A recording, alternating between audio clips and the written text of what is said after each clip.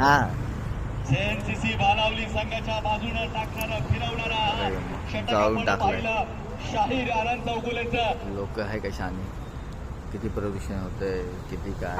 8 धावा दिला, 3 गडी टिपले. मात्र डोंगर रोहित जाळून मैदानामध्ये टाकला. उभा आहे.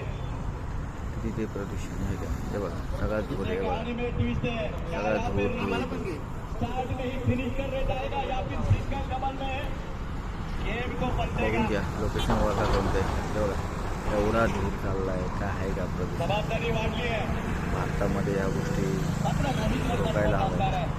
अशा अनेक वेळा मैदानाच्या आतमध्ये आणि ते परिस्थितीमधून हा रोहित गेलाय. मंत्र्यांचे सामने रंगत आहेत. त्यासाठी हे नवीन नाहीये. गोलंदाज विनोद, काय बघा 6 चेंडू 5 धावाची गरज.